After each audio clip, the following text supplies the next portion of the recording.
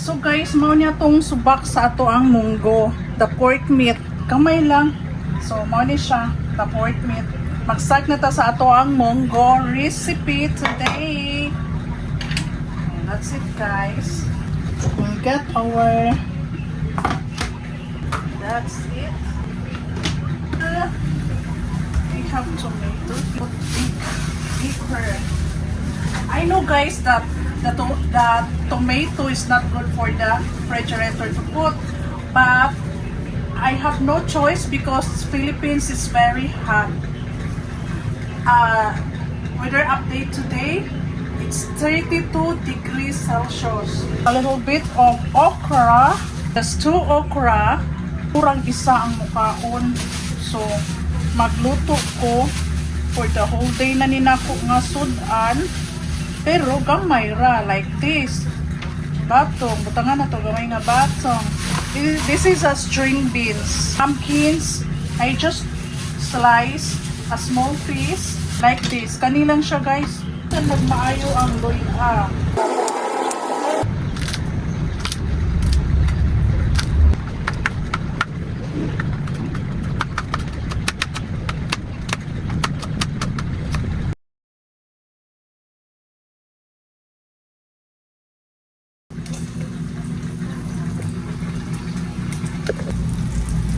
This is the garlic and the onions.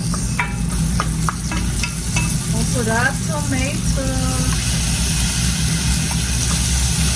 I will close this because we need to cook well sa tomato because if hindi siya masyadong luto guys, madali siyang mapanis. So kailangan ang tomato ay lutong-luto. Well done. We will check. We will put the ginger.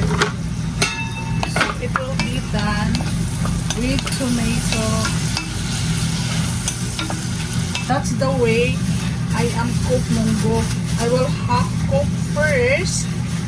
So hindi masyadong mashed again. Himalayan salt. It's good for health.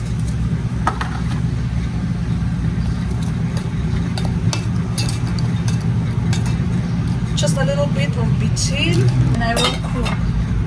And then now we will chop the pumpkins.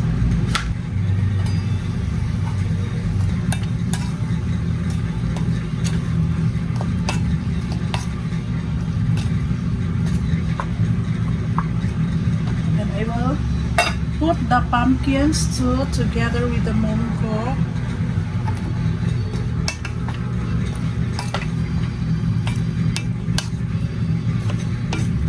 So para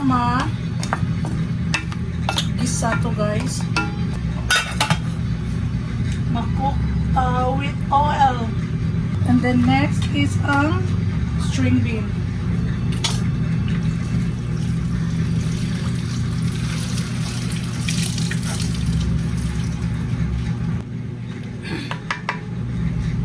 We will put water, 2 cups of water.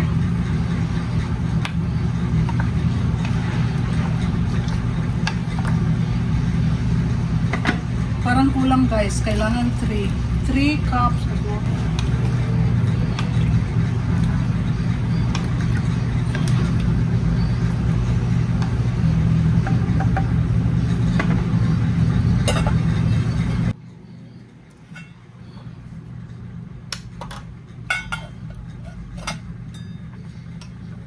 String beans now because paluto na ang pumpkins guys.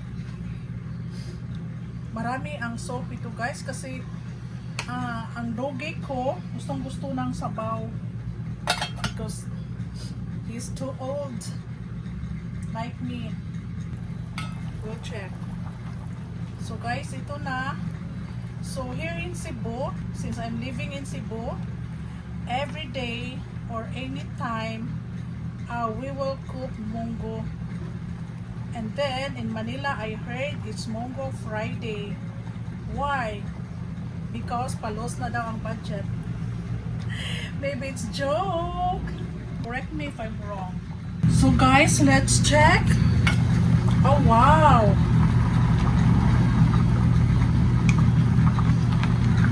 Looks delicious na guys. Since we are living in Cebu, munggo is everyday. Lalo na sa mga restaurant guys. But not all guys ha. Sa gusto lang naman magmunggo.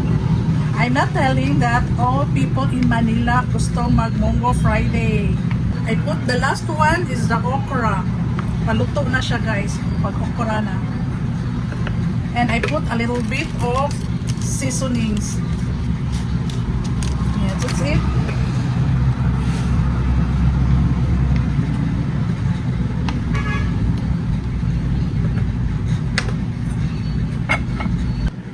So let's see guys. Wow. It's my munggo.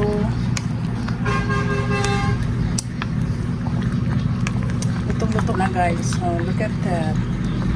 This is my masarap na munggo today. My masarap na munggo today. Masarap sa mga pobre guys. So this is it guys. My munggo. A kind of lunch. Mainit na munggo. May ginamos na pampagana sa pangkain. Look at guys. Wow. Itong rice ko guys, 48 pesos per kilo. So masarap siya. Puting-puti. But you know, different because different price. Medyo malagkit siya guys. For me, it's not so good because ang rice na malagkit is more on starch. So starch, more on sugar. So, but let's eat moderately. Hindi masyadong paramihan ang kanin. Because we are now, I am now the age of 50s. Look at guys, oh. Wow.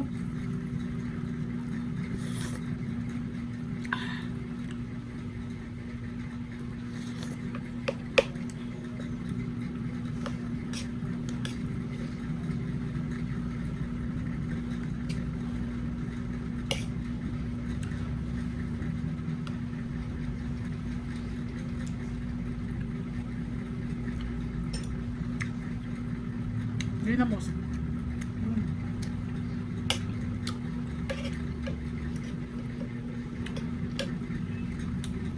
So this is our recipe for today. Munggo with pork meat with gulay. And our kind of lunch with matching ginamos.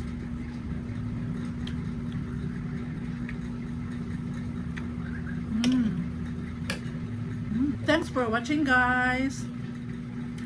See you on my next video. Don't forget to like and subscribe. Thank you and God bless.